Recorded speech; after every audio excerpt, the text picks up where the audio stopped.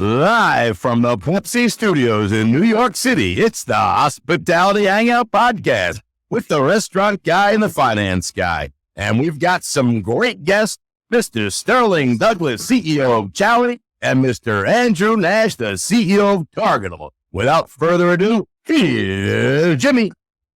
By the way, I put a flag. I mean, out of the gate, guy's taking my thunder. I get to introduce the guest. He takes the, I might do I needed something. I didn't like that opening segment, so I ad-lib. We ad-lib. You know what? We roll with it. It's all good.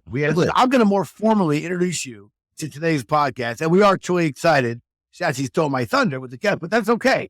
I want to welcome you formally to the Hospitality Hangout, a podcast where the founder of Branded Hospitality share their insights and bring technology innovation leaders that are making things happen in the industry we love. My name is Jimmy Frischling, otherwise the finance guy. I'd like to introduce my brother from another mother, my co-host, my partner, Mr. Michael Schatzberg, also known as the restaurant guy. And thank you for that kind introduction, Jimmy. I really do appreciate it. And for all those listening, feel free to call me Shatsy. And together, we are the personalities behind Branded Hospitality. We are at the intersection, hospitality, technology, innovation, emerging brands, capital, marketing, and everything in between. Jimbo, we do it all, and we've got an amazing show. So let's get into it. I like it. Our list of what we do is getting longer, which is so good for all the people that want us to focus. Listen, today we are excited to bring you a special episode. And I'm not kidding. This is a special episode of the Hangout. We are live from the DRA Restaurant Marketing Summer, powered by Branded Hospitality. But unlike our typical on-the-road podcast, the DRA Restaurant Marketing Summit is an on-demand only virtual conference featuring not one, not two, and I won't keep counting, 32 incredible hospitality experts, many of which have been guests on this podcast. And they're back. They're doing it again with us. So we're going to show you exactly how to level up your restaurant marketing game. If you have any questions about paid media, new guest acquisition, loyalty, social media, email, technology, guest feedback, local search, reputation management. Wow, you name it. We're going to cover it at the DRA Restaurant Marketing Summit. And before we kick into it, and we will, there's one more thing. There's more. Okay. If you stick around to the end of the episode, we'll have a special offer exclusive to the Hospitality Hangout listeners. Exclusive offer at the end. I'm told to say you won't be able to refuse this. Realistically, of course, you can refuse it, but you won't want to. The crowd loves the offer. Okay, now we're going to jump in. We really are jumping in with a quick introduction. Not one, Shats, two amazing guests.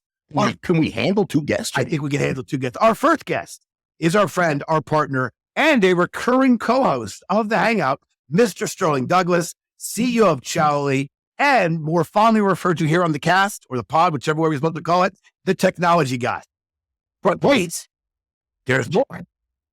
Joining us as well is our friend, our partner, a third-time guest on the Hangout, Mr. Andrew Nash, CEO of Targetable. And I was thinking, third time, big story. I think he needs a nickname. The digital guy, the professor, the sage. We'll stick around. We'll talk about when you say professor, I immediately go Marianne. All right, the sage. All right, but anyway. I go Gilligan's Island. All right, here's what we're going to do. Sterling, you're going to kick it off first, reintroducing yourself to our longtime listeners and, of course, the DRA participants. And then, Andrew, we're going to pass it to you as well for an introduction. But we really do have a special show, and we appreciate our friends, our partners being here with us. So, Sterling, after that, and with no further ado, microphone's yours. I appreciate it, Jimmy and Chelsea. Yeah, well, thanks for having me. Haven't you? You're fine. We're climbing, man. We're approaching triple digits. Sterling Douglas, co-founder and CEO of Chowly. Chowly's building an all-in-one digital ordering solution, for SMB operators. And I just want to say, Jimmy, Shatsy, I've been on this podcast with you, I think about 89 times. It's approaching 100. I agree. And over the years, I've watched you guys grow. I've watched the show grow, and I just wanted to congratulate you, the live studio audience that now comes. There's so many and attend the live taping. I mean, you guys have really made it. There are so many people in the audience now. And I mean, they love it. They love it. It's really great. All right, Sterling, let's go. Quick intro. Oh, there's the crowd. You found the button, right? Chassis, nice. You found the button. Sterling, let's get it over to Mr. Nash. the stage. We're working the digital guy, the stage. Mr. Nash, please introduce yourself. Of course, Targetable. And then we have some exciting, almost breaking news, but we've got news to really dig into. We're going to have some fun with this. The microphone's yours, my friend, Mr. Nash. Very good. Well, thanks again also, Jimmy and Shatsy. It's been a fun journey over the past number of years, and it's good to Best see accent in the business, this guy. Right? Yeah, I'm sticking Right. with I love it. He's from Boston. Yeah, no, he's from Boston. That's what I mean. It's great. He does an Australian thing. It's better than anybody I've ever seen. You try doing this with a Boston accent. It's very talented. Confusing on your car. That's the way Andrew normally speaks. There you go. But yeah, Andrew Nash, CEO of Targetable. We built an on-demand digital platform specifically for the restaurant hospitality industry to literally do one thing very, very well: digital marketing. We came up with the tagline, which is "We promise not to cook if you promise not to do digital marketing." Because we spoke to the operators, and what they basically said was, please do this for me on my behalf, make it easy, make it cheap, make it cost effective, and make it high quality. The way we summarize, it's a Main Street price tag and Madison Avenue experience. I like that. I like that a lot. I think we're going to stick with the digital guy. We have the technology guy, the digital guy. All right, listen, for those listeners of the podcast, you guys know that we love breaking news. I don't think I can officially break the news because unless you live under a rock, you heard the news last week. But in case you're dwelling under a rock, I am super excited to announce that just a few days ago, it was made public that these two gentlemen, Mr. Douglas, Mr. Nash, have come together. Chowly has acquired Targetable. And for those of you who know me or follow any of our stuff, particularly our newsletter, I always sign off on the newsletter with the comment of "it takes a village." And I take the importance of building community very seriously. And I think for any early stage companies, and really for the community that is the hospitality industry and the restaurant tech side, it is really music to my ears when we not only get to see two operator-centric companies that truly address pain points and challenges on behalf of not just restaurants, but one of the toughest segments to serve, which is the SMB space. Not only are they getting together, but they happen to be two of our own portfolio and partner companies. So we're super excited that Chowly. Sterling's got great hair also.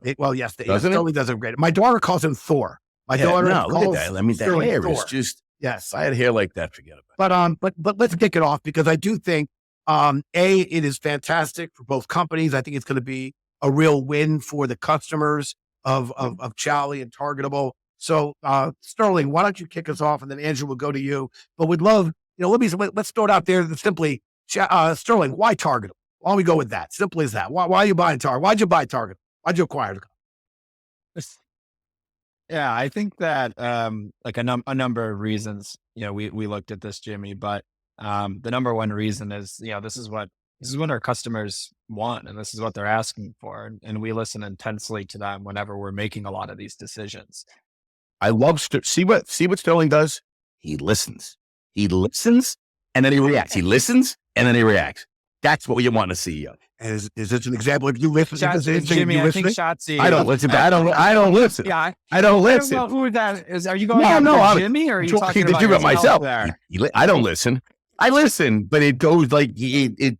Then I get it, and then I start drifting off into other areas. I mean, you should have seen me down in Orlando. I was like, people would ask me a question, I would just go off.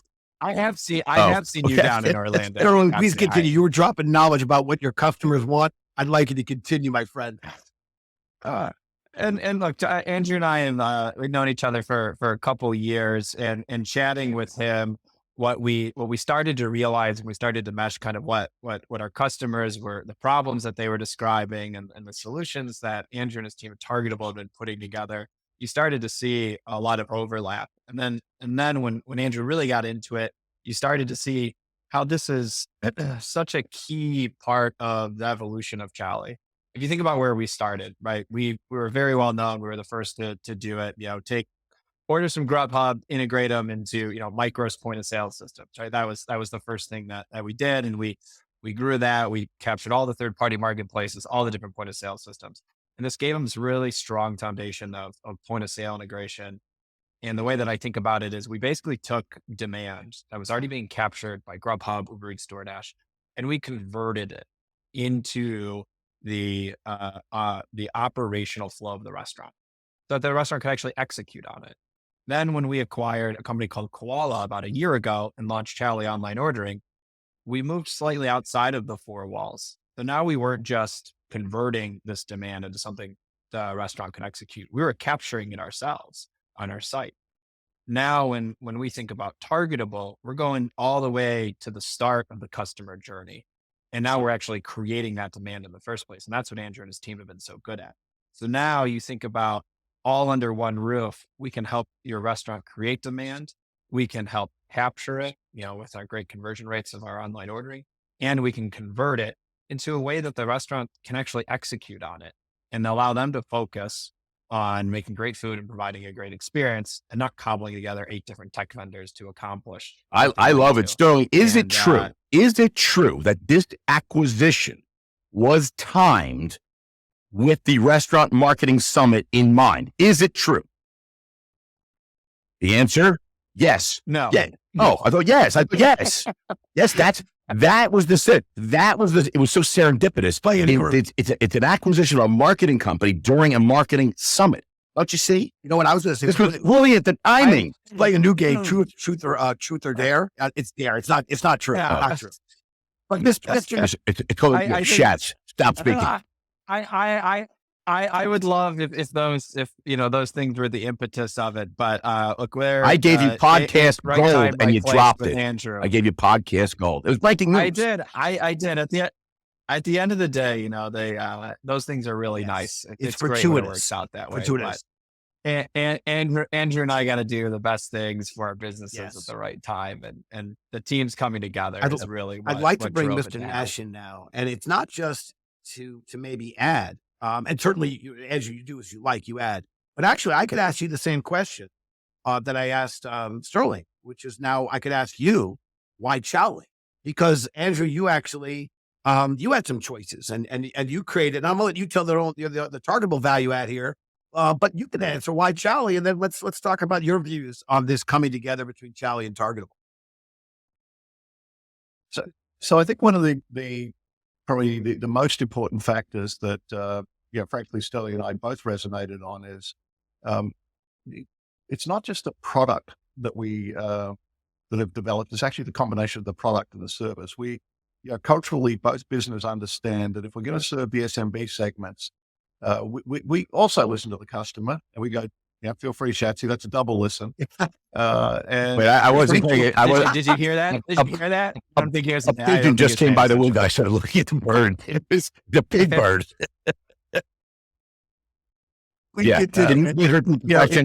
It's okay. Go ahead, Andrew.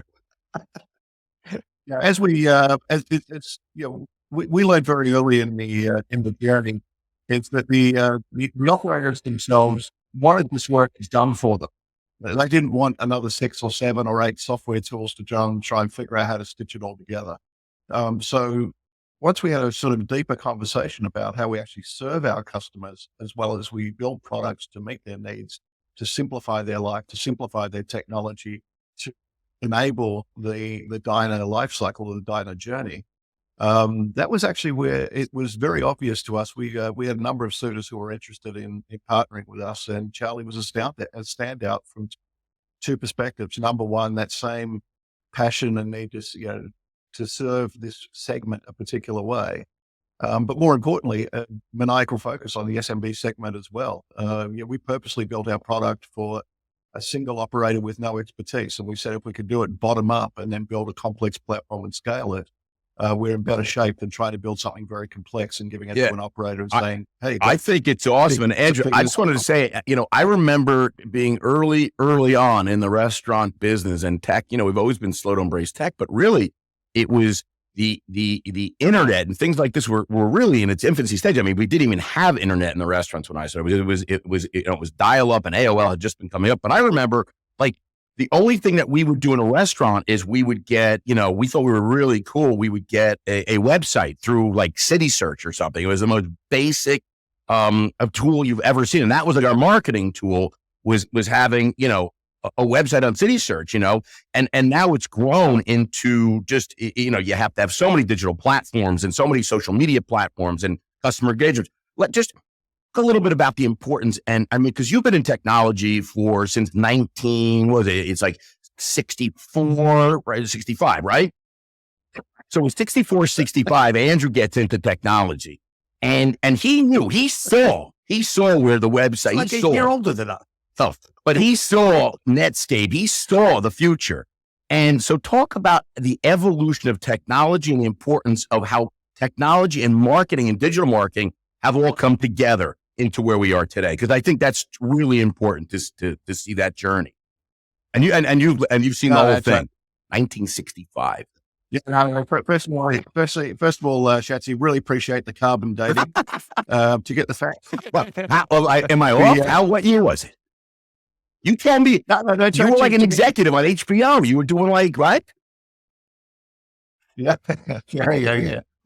So to be fair, I wrote my first line of code in 1974. Okay. All right. How off was I? You thought about it in 64. You thought about it in 64. A decade.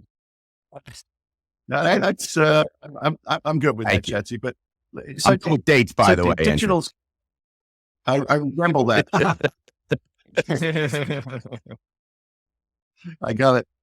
So the whole digital thing is, it's not new.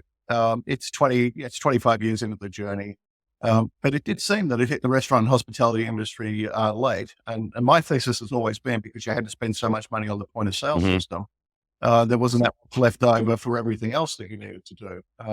So the past three years or so, once we had the pandemic, once we had the online ordering push and QR codes, all of a sudden, you had to move away from just word of mouth and just being a great local brand. And, if you want to play in a digital channel, you have to absolutely execute on digital marketing techniques. Turns out it's complex, it's tricky. There's a million people with a million different opinions. But the way I say, to everybody, you are in what I call an omni-channel knife fight.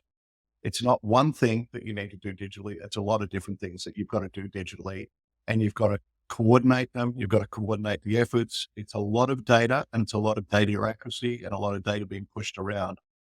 So what we mostly encourage folks to do is, my favorite question is, should we jump on TikTok? I'm like, how about we do all of the basics first before we jump on TikTok? Yeah, I just read somewhere, Andrew, that as big as TikTok is, and it is, it's still the dominant player is still Instagram in our space. Reels is still the dominant player.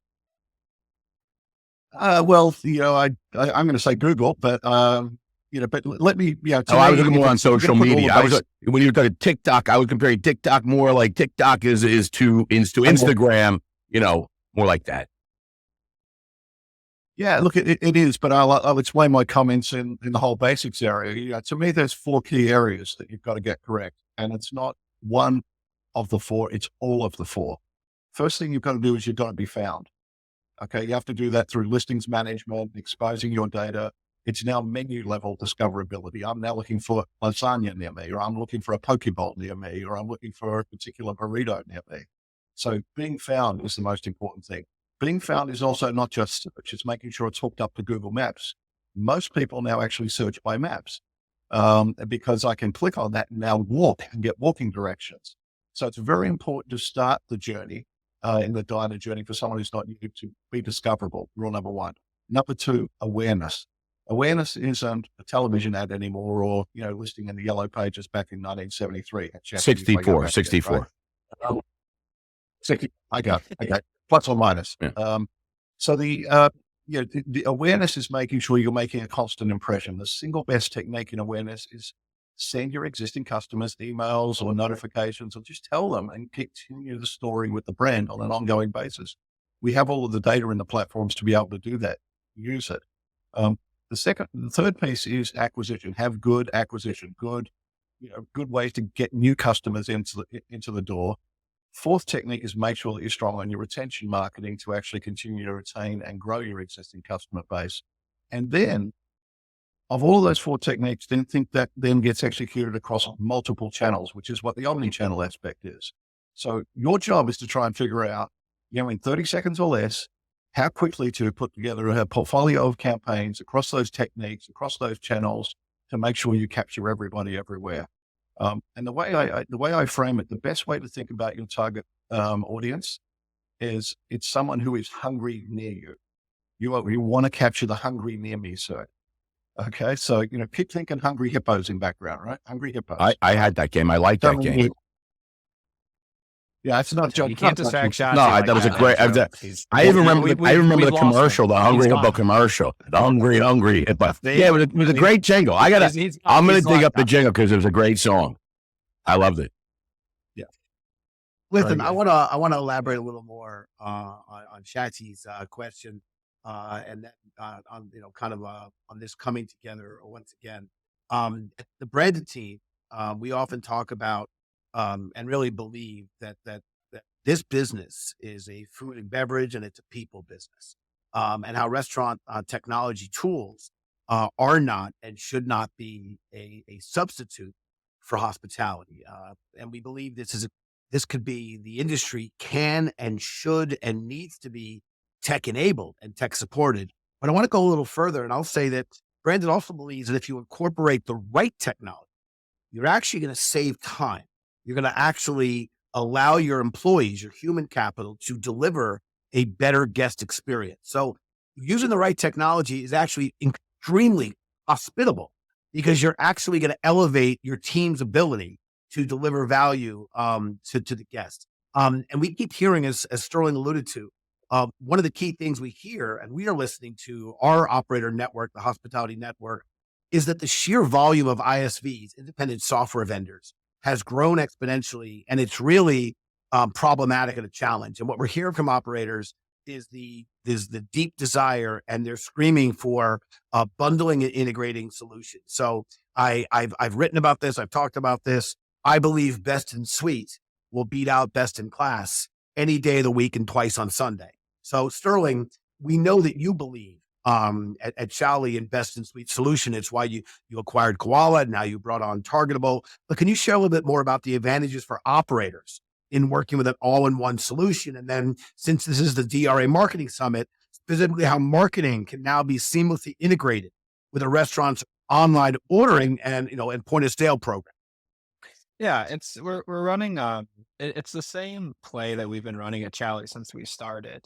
One of the things that I love so much about the culture and the ethos that Andrew and the team has. If you go to their website, three of the biggest words and the first thing you say is "done for you," right? And so there's this idea on like, how do we take these technology processes that are notoriously difficult or cumbersome to set up, and how do we take that off of the restaurant's plate? And that's what we did way back in 2016 when we started, and we were getting rid of tablets, right? And we're making it so that there wasn't order entry. We were doing the whole menu mapping and setup process on behalf of the restaurant. Hey, just give us these three things. We will take care of all the rest of the work, and we'll call you when it's ready, right? And then when we completed the acquisition for Koala, we did the same thing.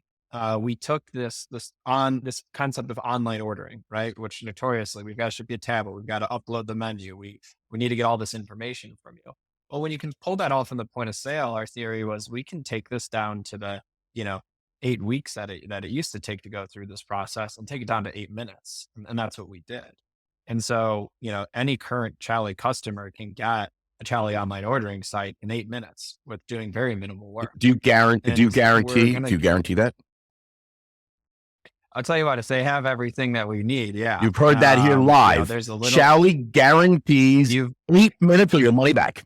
I Jimmy, 8 minutes or your money back. I love it. That's why Chowly's crushing it, Jimmy. We're making deals like that. Well, that's what they want. 7 minute ads. What about 7 minute ads? Third-party marketplace. No, 7 minutes is the number. 8 minutes or your money back. Jimmy's already trying to give you 7. We'll get to 7, but right now it's 8. Yeah. Next year. But I mean, it's anything we ran into. If you look at our third-party integration product, we've got that down to where it's somewhere, it depends on the month, between 10 and 20% of the customers that sign up now are live in less than 24 hours. If your point of sales operating, everything's good to go. If you have the credentials and the logins and stuff, which is the minimum stuff that we need, I mean, we get you going fast. And that's what we always push for. And we extend that to every single product. And what Andrew has done is worked on this marketing suite. And we're going to run the same thing. How can we get it so that a restaurant can get all those basic things? How can we get the discoverability through the listing manager up and running fast? How can we get customer list loaded in so that we can do some email marketing fast? How can we get access to Google so we can start doing some basic ad and presence fast? And that's a huge part of the better together story, and it'll be critical to our success. And the one thing I want to add, Jimmy, since I've heard the same thing in the last week. I've heard this term twice: not return on investment, but return on time. That is what operators are looking for. ROT, I think they call it ROT. ROT. Yeah, ROT. Return on time. That's gold. Yeah, that's gold. ROT. You got to footnote Sterling when you say that. I can't take any. I cannot take credit. This was other. That was Andrew Nash in '64. He came up with ROT. You got to footnote him on that. But I think that's the critical way that the most successful tech companies over the next couple of years are going to think about how they present to restaurants the return on time, not necessarily. Yeah, I love it. Hey, look, let's just change gears just a touch, okay? We're going to stick with what we're just a smidge, okay? Let's talk about SMB, okay? Let's talk about the small business, okay? Because there's, there are all these emerging brands out there, and you start, you're an emerging tech company. I mean, two emerging tech companies come together, and you really are solving a lot of problems for emerging brands. I mean, of course, who wouldn't want to sell McDonald's or Starbucks with, their 20, 30, 40,000 units? But because I'm going to get to that, but trying to get a deal with one of those giant enterprise clients, it's amazing if you can get the deal, but it's probably going to be an 18 to 24 month process. And you'll land a store or two, during that process as they pilot it and, go. So, I mean, SMBs are really the backbone of the restaurant business, and you guys are really solving problems for SMBs. But, I mean, dealing with the SMBs, I mean, let's talk about implementation and they don't have CTOs. They don't have, like, a lot of times you're dealing with, maybe it's the owner, you're dealing with the general manager who's also, doing, running the floor. So, I think like when you say 8 minutes, and when you say that you can get somebody up and running in 24 hours, and you could say you could do a lot of the lifting. I think that's crucial to be successful in the market today, because you don't necessarily have a dedicated person. So what are you doing? Like, what's the move to make it easier for SMBs to get involved with Chowly and Targetable today? What kind of advice do you have for these restaurants? Yeah, Andrew and I might end up saying the same thing, but it's you just. When Andrew says it, though, it sounds so much better. Yeah, that's true. Andrew, it just sounds better. It just does. Anything he says, he orders food at a restaurant. I'm like, I'm having that too. Because it just sounds better. I love it. You start with the basics. I'm sorry, but that was great. In all seriousness, one of the challenges with working in the SMB segment is understanding one thing and one thing only. It's not the return on time; it's just time. Time is such a precious resource, and then equally, you don't have the luxury of having, a back office of a CFO and a chief marketing officer. And the example that I usually give is, there's technology that comes out there that says, now you can do this complex segmentation on the platform. It's like, okay, that's really interesting. Who in the team is actually doing that? So one of the things that both Chowly and Targetable have focused on is saying, let's build products and offerings where we'll do it for you. We'll simplify it. So we're not giving you a piece of software to say, figure it all out, and then self-integrate. I think that's probably the enemy for the SMB segment in technology. If here's a bunch of stuff, go figure it out. And here's the manuals. Let me know how you go. That reminds me of like my HP printer I bought. You got to figure it out, and then you call tech support and they're like, unplug it, plug it back in again. Hey, Chatsy, can you help me out? What is a printer? As someone, I didn't go far back as I could have said fax machine, Sterling. I went with printer. I thought that would be, you've seen a printer before. Fax machine, we definitely haven't seen. By your math, by your math, as someone who's born in the year 2018, I Yes. don't have like a big history of That's this, why I didn't say facsimile. this I retro, didn't, this retro so technology. I left facsimile off and I went with HP printer. Before we move along to our next segment, as I was listening to the banter, so first of all, to all of the Hospitality Hangout listeners and all our new friends to the DRA Marketing Summit, I want to. Brandon is a owner and operator of a number of restaurants here in New York City, and actually, there's much more history to that part of our business than even our investment in restaurant tech and innovation. And actually, we met both Sterling, we met Chowly, and we met Targetable first and foremost as tech solutions that we brought into our restaurants to address the very things that Andrew and Sterling were just talking about of how could they alleviate some of our pain points or challenges, and really time on the tablet health side of the story. Shatsy was running one of our stores and had two FTEs, full-time employees, two of our servers, maintaining and managing the tablet because during peak time, it was so taxing.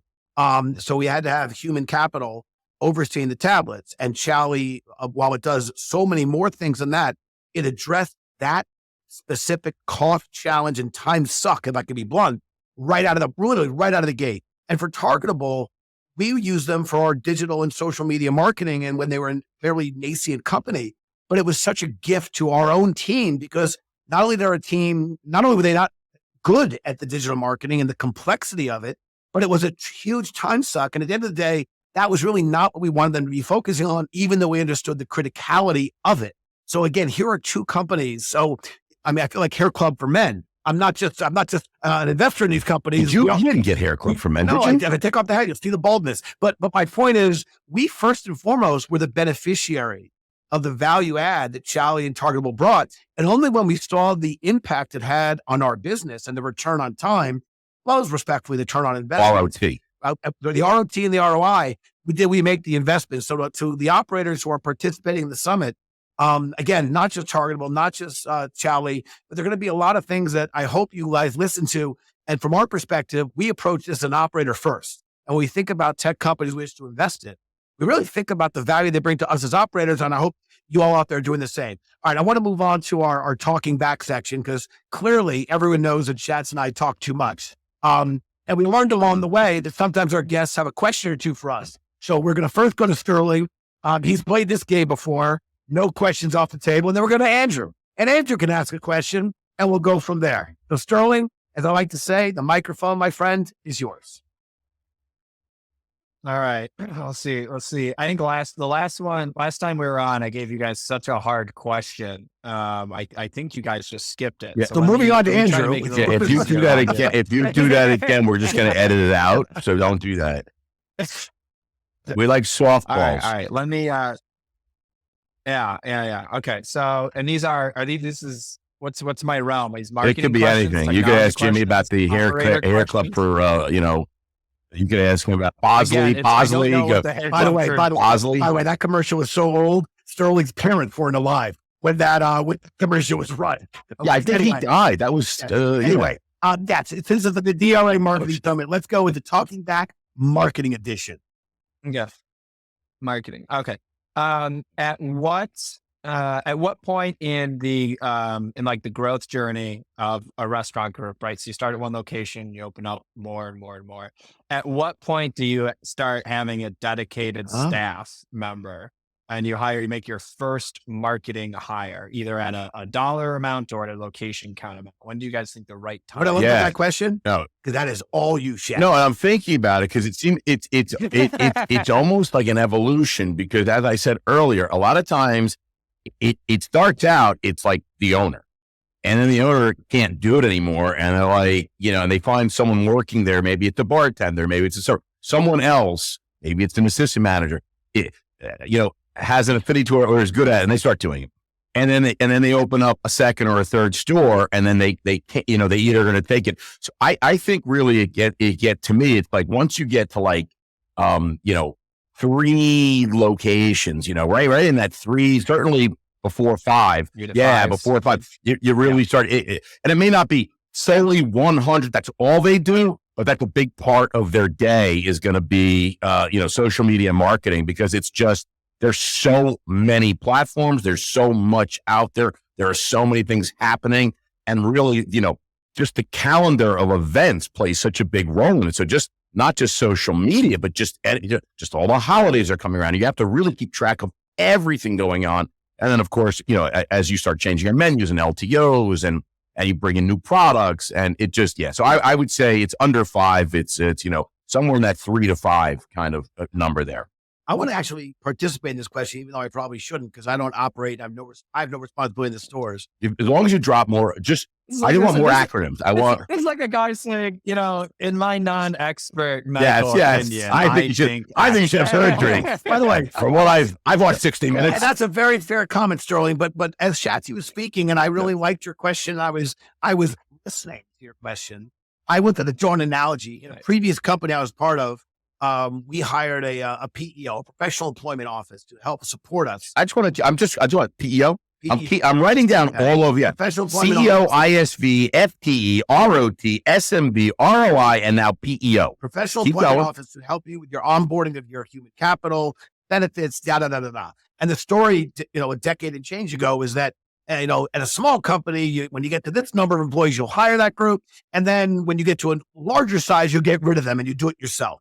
And as you were asking the question, Sterling, and I was listening to Shat's answer, today, I would tell you that I don't think I'd ever not use, I'm never say never, but I love the PEO because that group knows more, understands more about the nuances of human capital than I or one person could ever know. And bringing it back to your question, I believe today there's no actually aging out or sizing out of the leverage that Targetable could bring. Because I don't think, respectfully, one or two that the people could ever be as knowledgeable about the nuances and the complexity and the way to be effective in marketing. So my thinking right now is you need the digital marketing as soon as you open, because you got to get your name out there. And I now believe, and this is my prediction, and yes, as a non-expert in managing stores, I believe the ability to retain a Targetable and now a Chowly Targetable in the evolution and growth of stores actually won't stop. Because what you'll never be able to do is be as knowledgeable in that domain as they and you guys can now be. There's my 2 cents on. I think the question was hiring a dedicated person. If the question was, when would you get Targetable and Chowly? As soon as I open my first store, I would get Targetable and Chowly. Then when I open my second store, I have Targetable and Chowly. My third store, I would think about hiring someone dedicated to actually managing that was the question, Jimbo. I thought your answer was perfect, Shatsy. That was the question. I just need more acronyms. We got PEO. We got 7 now. Let's get We're going through the list. Andrew can choose question. Oh, sorry, Sterling. Go ahead. I was gonna say, and Andrew knows this more than anyone. Most of the Targetable customers have a dedicated marketing person, the multiplier. Yes, one because that one person is doing the job of like 12. That's it. Our job is to give them superpowers and remove all the mechanical work. We'll get it all done accurately the first time. All right, Andrew, do you wish to play, my friend? We got to give you the mic for a question if you would like one. This one can go either way for whoever decides to jump in, but mine's a sort of a data and numbers one, which is, what do you see as the right level of marketing spend as a percent of revenues, or percent of gross, however you want to do that, and then how have you seen that change from the way it used to be to now, to how much of that spend is now digital versus non-digital? Wow. Because not all marketing spend is digital. There's so many components to that, because is it the dollars that you're putting into the paying for clicking and that, or is it what you're putting in for the software and the people and stuff like that? Boy, that's a really tough question. It really depends on the stores and the volume, because at the end of the day, it really is. And some people do it as a group and some people do it individually. That's really a tough question, but it's not 0 and it's not 20%.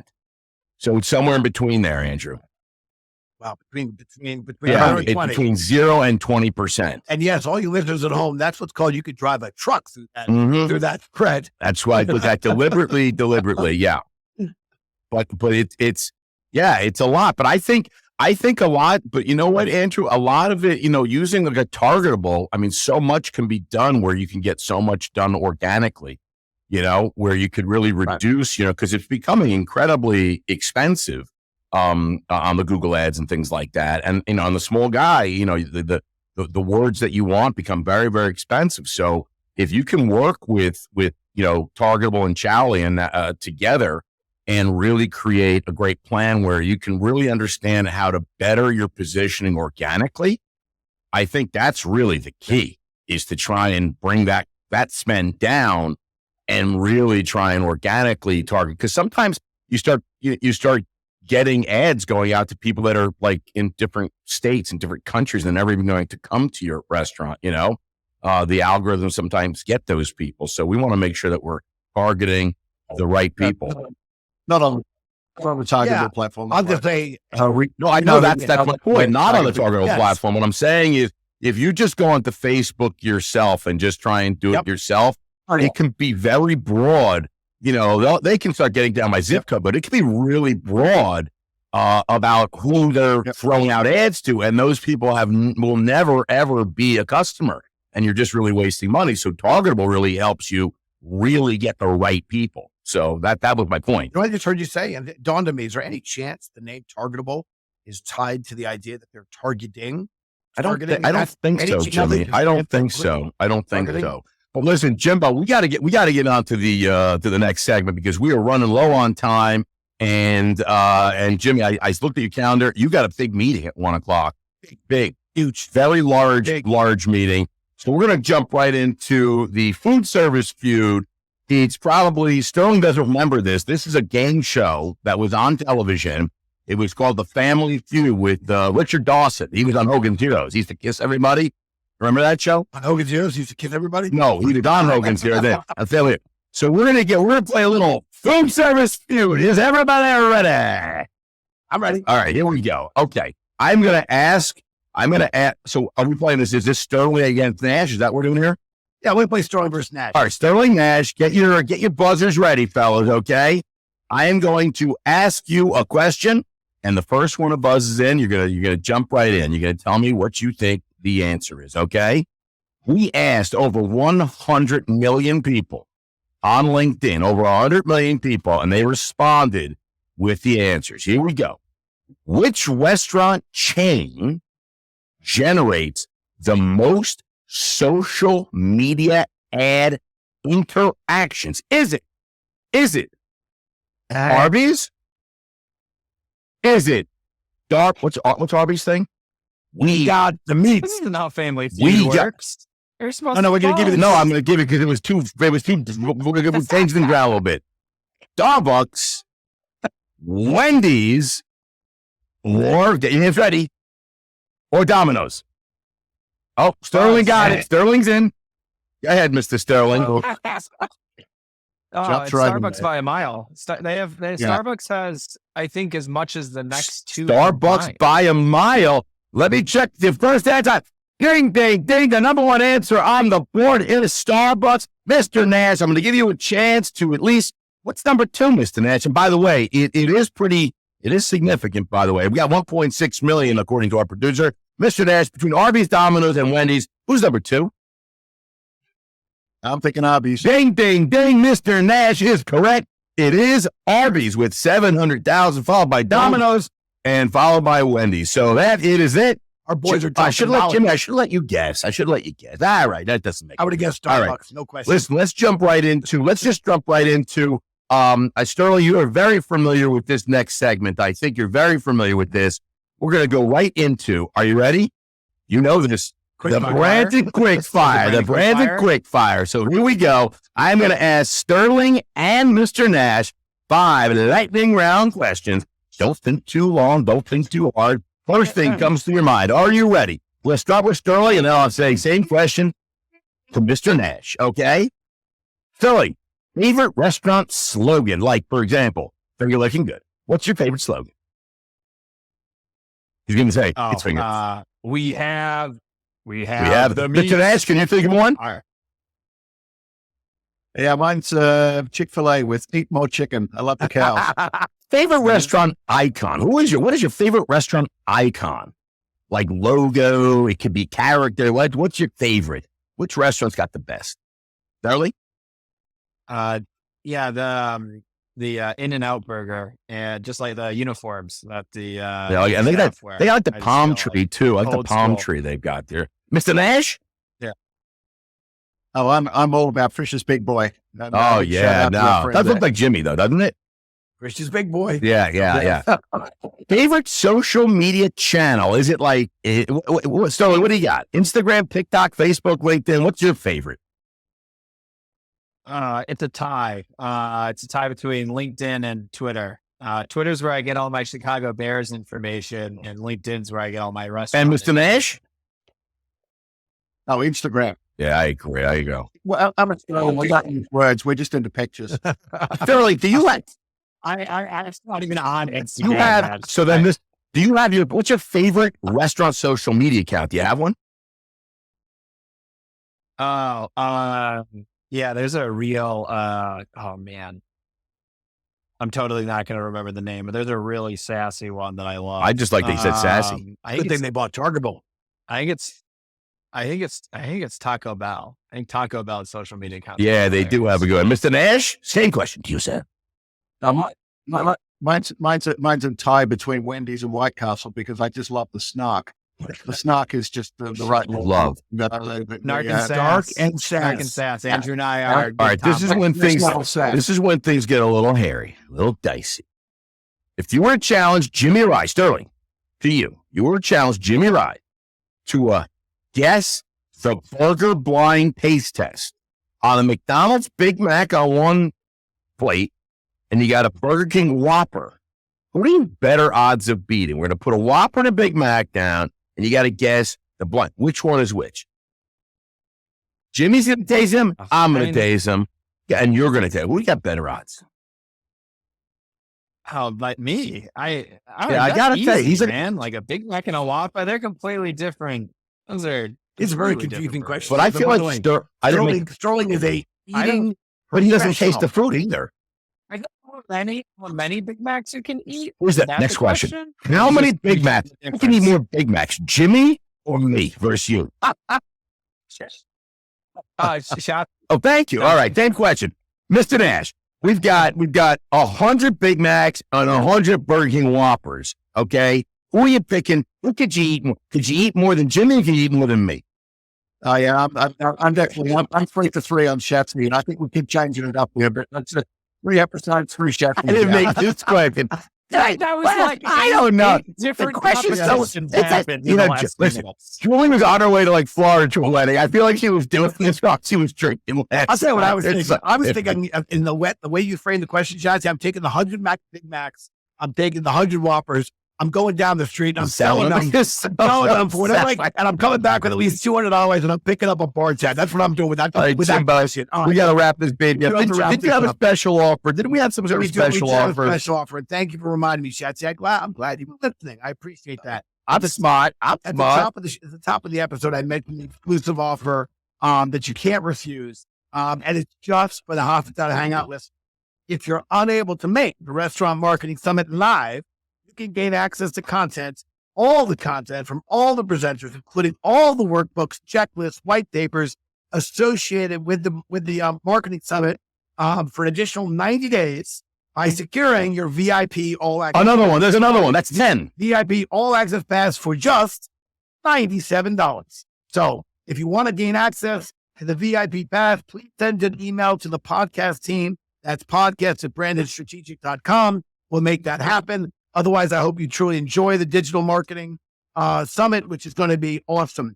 On behalf of Shat, myself, and the entire Branded team, we want to extend a Laurel and Hardy handshake. Laurel and Hardy. That's what I was going to say. A Laurel and Hardy handshake. Sorry, like who's Laurel and Hardy? Anyway, to Andrew and to Sterling, we appreciate you both. You're great friends. You're great CEOs and leaders.